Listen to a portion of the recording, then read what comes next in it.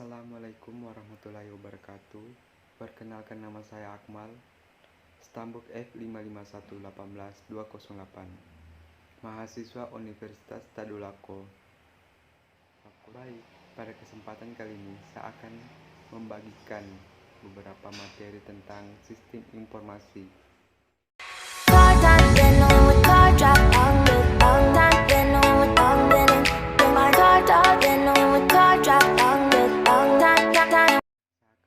Tentang gambaran umum sistem informasi dan teknologi informasi.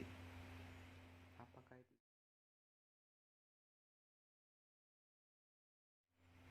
Sistem informasi adalah suatu sistem di dalam suatu organisasi yang mempertemukan kebutuhan pengolahan transaksi harian yang mendukung fungsi operasi organisasi yang bersifat material, dengan kegiatan strategi dari suatu organisasi untuk menyediakan kepada pihak luar tertentu dengan laporan-laporan yang diperlukan.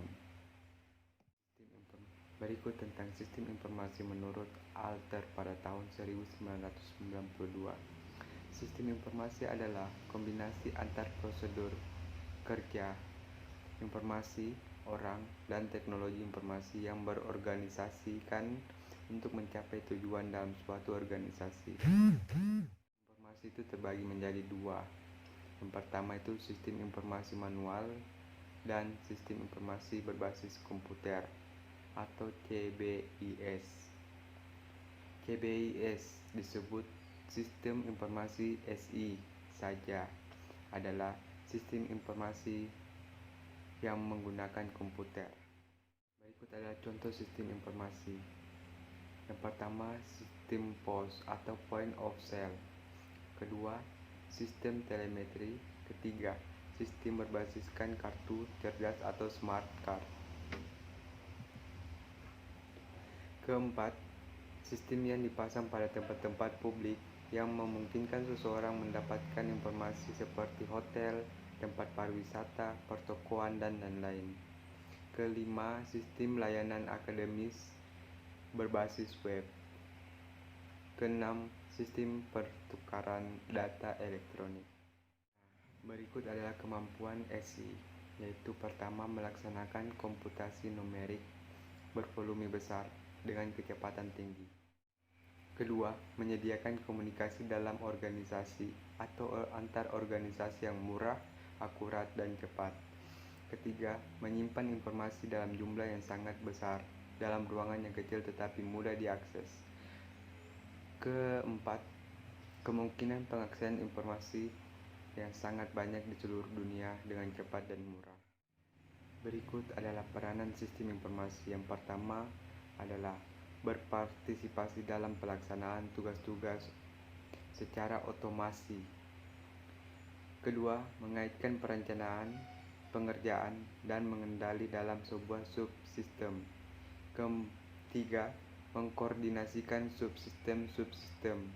Keempat, mengintegrasikan subsistem-subsistem. Baik, di sini saya akan menjelaskan tentang teknologi informasi. Apakah itu teknologi informasi? Nah, teknologi informasi menurut Kamus Oxford pada tahun 1945.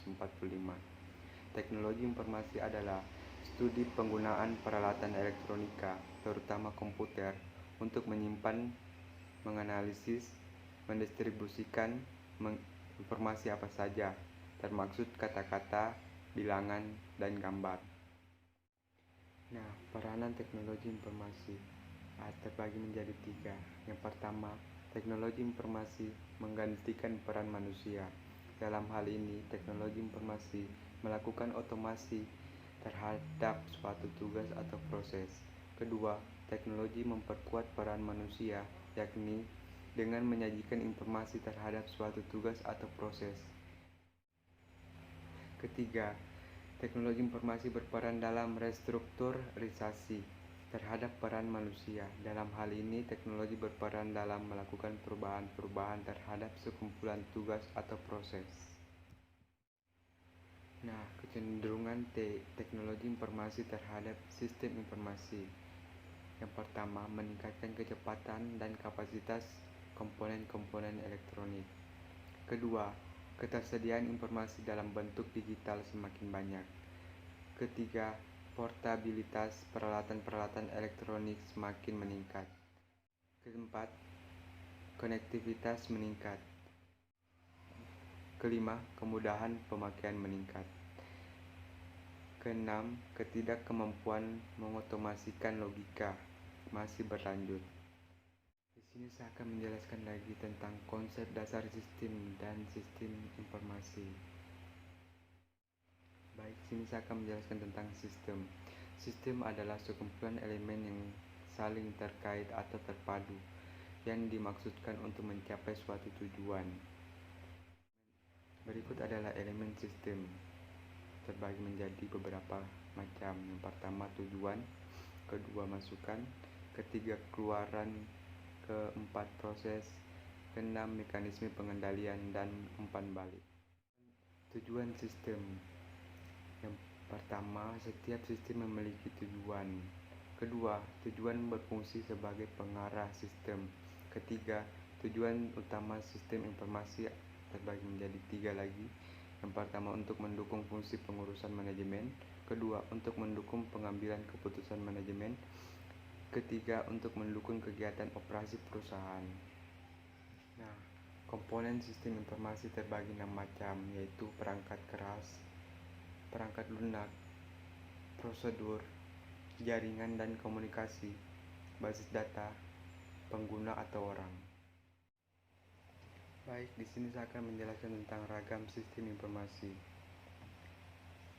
Nah, klasifikasi sistem informasi terbagi beberapa macam, yaitu pertama level organisasi, kedua area fungsional, ketiga dukungan yang diberikan, keempat arsitektur sistem informasi. Ini juga ada menurut level organisasi. Yang pertama, sistem informasi departemen. Sistem informasi yang hanya digunakan dalam sebuah departemen. Kedua, sistem informasi perusahaan. Sistem terpadu yang dapat dipakai oleh sejumlah departemen secara bersama-sama. Ketiga, sistem informasi antar organisasi. Sistem informasi yang berhubungkan dua organisasi atau lebih. Berikut adalah sistem informasi dalam perusahaan, terbagi tiga, yaitu sistem informasi pribadi, sistem informasi kelompok kerja, atau workgroup information system. Ketiga, sistem informasi perusahaan atau enterprise information system. Nah, berikut adalah materi tentang pengembangan sistem informasi. Pengembangan sistem informasi terbagi menjadi dua. Yang pertama dilakukan dengan menggunakan metodologi, suatu proses standar yang diikuti oleh organisasi untuk melaksanakan seluruh langkah yang diperlukan untuk menganalisa, merancang, mengimplementasikan, memelihara sistem informasi. Kedua, metodologi klasik yang dikenal dengan istilah SDLC, System Development Life Cycle.